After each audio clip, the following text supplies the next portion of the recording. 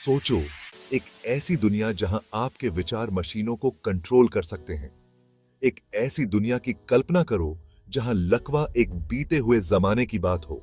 एक ऐसे भविष्य की कल्पना करो जहां हमारे दिमाग सीधे जानकारी एक्सेस कर सकें और विचारों की गति से एक दूसरे से बातचीत कर सकें। यह है न्यूरालिंक का वादा। एक ऐसी टेक्नोलॉजी जो हमारे अपने दिमाग के साथ हमारे रिश्ते में क्रांति लाने के लिए तैयार है। हम एक ऐसे युग के कगार पर हैं जहां बायोलॉजी और टेक्नोलॉजी के बीच की रेखाएं धुंधली पड़ जाती हैं। न्यूरालिंक इस प्रगति का प्रमाण है।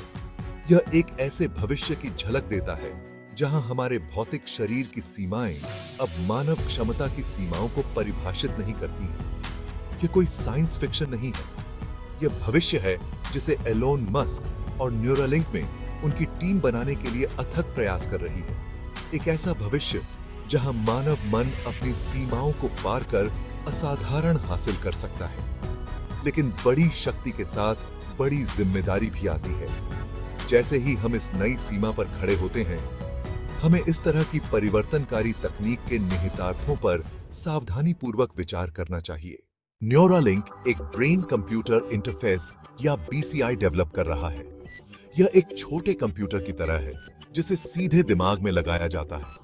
यह उपकरण हमारे दिमाग को केवल हमारे विचारों का उपयोग करके कंप्यूटर और अन्य उपकरणों के साथ इंटरैक्ट करने की अनुमति देने के लिए डिजाइन किया गया है। न्यूरालिंक डिवाइस अपने आप में अविश्वसनीय रूप से छोटा है, एक सिक्के के आकार का। इसमें हजारों सूक्ष्म धागे होते हैं जो मानव बाल से भी पतले होते हैं। ये धागे इलेक्ट्रोड से लैस होते हैं जो मस्तिष्क में विद्युत संकेतों का पता लगा सकते हैं।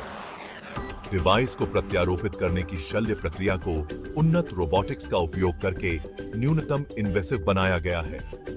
यह तकनीक किसी साइंस फिक्शन उपन्यास की चीज लगती है, लेकिन यह जल्दी ही हकीकत बनती जा रही है। न्यूरालिंक के संभावित अनुप्रयोग विशाल और प्रेरक हैं। चिकित्सा के क्षेत्र में न्यूरालिंक कई तरह के न्यूरोलॉजिकल विकारों के इलाज की उम्मीद प्रदान करता है। लकवाग्रस्त व्यक्तियों को गति बहाल करने या पार्किंसंस रोग के लक्षणों को कम करने की कल्पना करें। बीमारी के इलाज के अलावा न्यूरालिंक में मानवीय क्षमताओं को बढ़ाने की क्षमता है, या यहां तक कि दूसरों के साथ टेलीपैथिक रूप से संवाद करने की कल्पना करें। यह तकनीक क्रांति ला सकती है कि हम कंप्यूटर और स्मार्टफोन के साथ कैसे इंटरैक्ट करते हैं। हमारे दिमाग के साथ टेक्नोलॉजी के इस सहज एकीकरण में हमारे जीवन के हर पहलू को बदलने की क्षमता है। भाग 4, सुरक्षा का सवाल, जोखिम और इनाम। किसी भी सर्जिकल प्रक्रिया की तरह न्यूरालिंक डिवाइस को प्रत्यारोपित करने में भी जोखिम होता है। संक्रमण, रक्तस्राव और मस्तिष्क के ऊतकों को नुकसान सभी संभावनाएं हैं जिन पर सावधानी पूर्वक विचार किया जाना चाहिए। मस्तिष्क में एक विदेशी वस्तु प्रत्यारोपित होने के दीर्घकालिक प्रभाव अभी भी अज्ञात हैं और इसके लिए व्यापक शोध की आवश्यकता है।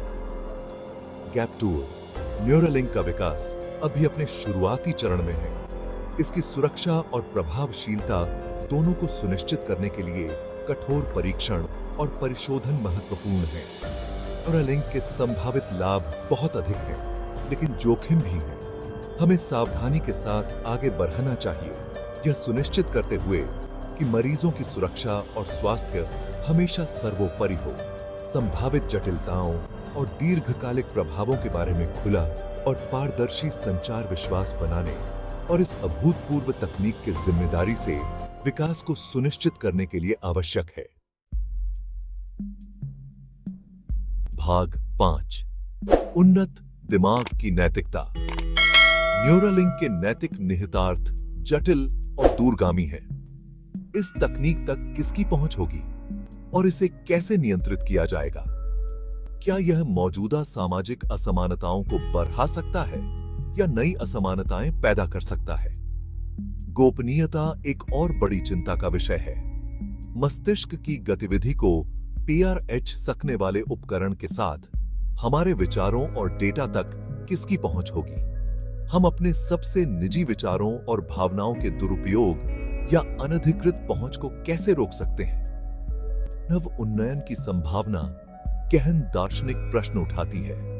एक ऐसे युग में इंसान होने का क्या अर्थ है, जहां हम अपनी संज्ञानात्मक क्षमताओं को बढ़ा सकते हैं? क्या हमारे दिमाग को बढ़ाने से अनपेक्षित परिणाम हो सकते हैं, या यहां तक कि मानवीय अनुभव का अवमूल्यन भी हो सकता है? ये आसान सवालों के जवाब नहीं हैं। इनके लिए वैज्ञानिकों, नैतिकतावादियों, नीति निर्माताओं और जनता के बीच सावधानीपूर्वक विचार और खुले संवाद की आवश्यकता है।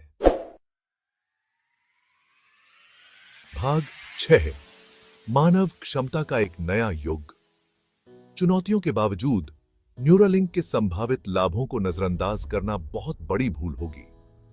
यह एक ऐसे भविष्य की पेशकश करता है जहां हम अक्षमताओं को दूर कर सकते हैं, अपनी क्षमताओं को बढ़ा सकते हैं और दुनिया के साथ अभूतपूर्व तरीकों से जुड़ सकते हैं।